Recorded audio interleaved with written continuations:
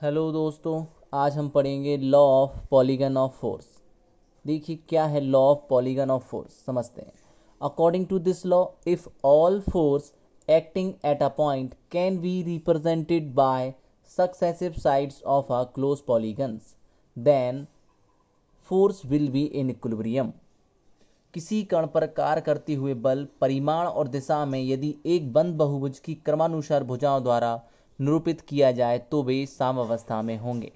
इसको हम समझते हैं। देखिए एक डायग्राम दिख रहा है आपको, ओ पॉइंट है। इस ओ पॉइंट पर हमें कई फोर्स काम कर रहे हैं। यहाँ पर आपको 5 फोर्स दिख रहे हैं। There are 5 force, PQRST। 5 force यहाँ पर वर्क कर रहे हैं।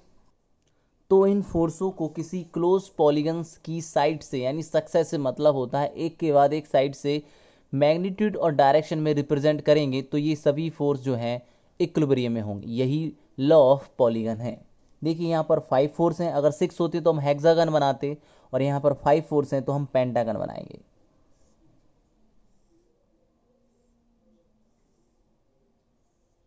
इस तरह से हमने एक पेंटागन बना लिया। इसका भी नोमेनक्लेचर कर देते हैं, ABCDE। यहाँ पर जो फोर्स देख रहे हैं PQRST को इस क्लोज पॉलीगन्स की सक्सेसिव मतलब एक के बाद एक साइड से हम इसमें रिप्रेजेंट करते हैं, जैसे PQRST। अब इस T का एक डॉटे डॉटे ये दिख रहा है, ये T डैश भी हो सकता है, रिजल्टेंट हो सकता है, जो इन सभी को इक्विलिब्रियम में रख रहा होगा। तो यहाँ पर आपको क्या लिखना है, समझना है इसको, कि किसी कण पर कार्य करती हुई बल परिमाण और दिशा में यदि एक बंद बहुभुज यानी कि क्लोज पॉलीगन की सक्सेसिव मतलब एक के बाद एक भुजाओं द्वारा निरूपित किया जाते हैं तो ये सभी फोर्स जो हैं वो इक्विलिब्रियम यानी कि साम्यावस्था में होते हैं। According to this law, if all force acting at a point can be represented by successive sides of a closed polygon, then force will be equilibrium। फिर इसको थोड़ा सा एक्सप्लेन भी कर सकते हैं कि there are a point O, जिस पर हमारे 5 फोर्स काम कर रहे हैं। There are 5 force work on a point O and represented by successive sides of a polygon. AB represent P, VC represent Q, and CD represent R, and DE represent S, और EA represented T. Then these all forces are in equilibrium। समझ में आया होगा आप लोगों को कि बल बहुभुज का नियम क्या है। अब इसका जो रिजोल्यूशन ऑफ फोर्स के बारे में भी समझ सकते हैं। अगर किसी एक पॉइंट पर कई सारे फोर्स काम करते हैं तो उन सभी को उनका रिजल्टेंट कैसे निकालते हैं, तो उसके लिए कुछ फॉर्मूले हैं जो हम आपको समझाते हैं। यहाँ पर हम समझेंगे resolution of concurrent coplanar force. अगर किसी पॉइंट पर एक साथ कई फोर्स काम करते हैं तो उनको कैसे उनका रिजल्टेंट निकालेंगे, कैसे उनका रिजल्टेंट का एंगल निकालेंगे, तो समझते हैं। अगर कोई एक पॉइंट ओ है और इस पर कई सारे फोर्स काम कर रहे हैं, इस तरह से हमने माना ये होगी x axis. X axis respect में यहाँ से आपका पहला फोर्स काम कर रहा है F1। ये हो गई बाई एक्सिस, यहाँ पे काम कर रहा है फोर्स F2। यहाँ पे काम कर रहा है फोर्स F3, और यहाँ पे फोर्स काम कर रहा है F4। इसमें और भी फोर्स हो सकते हैं, 4 5 6 7 कितने ही फोर्स हो सकते हैं। हमने माना कि जो F1 फोर्स है वो हॉरिजॉन्टली एक्स एक्सिस से अल्फा एंगल बना रहा है, ठीक। और हमने माना कि जो F2 फोर्स है वो एक्स एक्सिस से बीटा एंगल बना रहा है।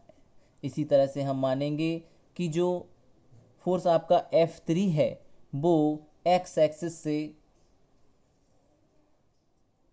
अल्फा बीटा अब गामा एंगल बना रहा है।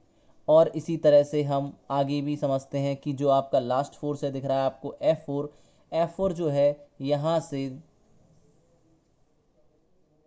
डेल एंगल बना रहा है।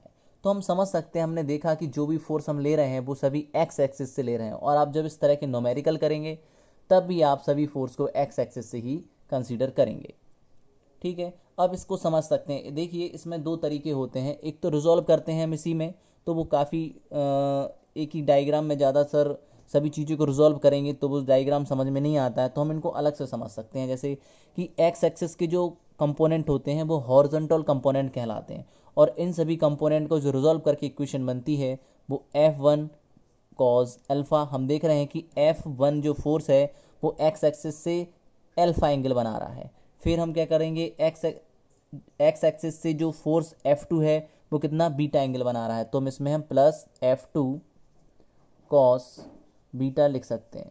फिर ऐसे ही आगे प्लस F3 कॉस गामा लिख सकते हैं, प्लस F4 कॉस डेल्टा लिख सकते हैं। इस तरह से हम देख रहे हैं कि ये पूरी इक्वेशन को हमने बना दिया। ये क्या कहलाएगा, इसका हॉरिजॉन्टल कंपोनेंट कहलाता है। इसमें क्या F1 cos alpha plus F2 cos beta, F3 cos gamma और F4 कॉस डेल।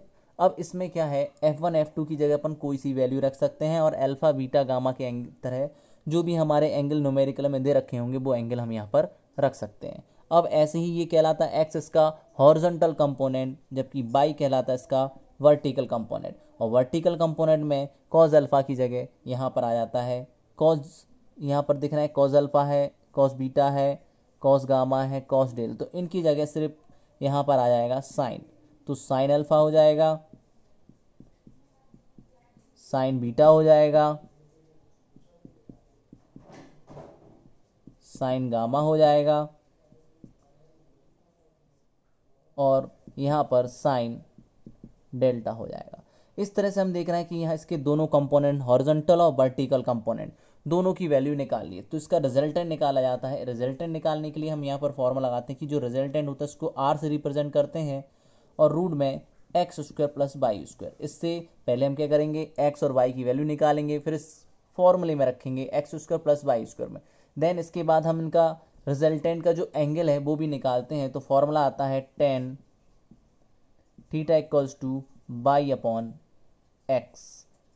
इसमें बाई अपॉन एक्स की वैल्यू रखकर थीटा को यहीं रहने देते हैं और टेन को ले जाते हैं इन्वर्स में, और इसकी हम वैल्यू निकाल लेते हैं। तो ये है resolution of concurrent coplanar force. इसमें क्या होता है, एक साथ किसी पॉइंट पर कई सारे फोर्स काम करते हैं, तो उन सभी फोर्सों के हॉरिजॉन्टल और वर्टिकल कंपोनेंट हम निकाल लेते हैं। हॉरिजॉन्टल वर्टिकल कंपोनेंट निकालने के बाद हम उनका रिजल्टेंट का फॉर्मूला रखते हैं और उनकी डायरेक्शन का फॉर्मूला, इससे हमें इनका रिजल्टेंट और डायरेक्शन पता चल जाती है।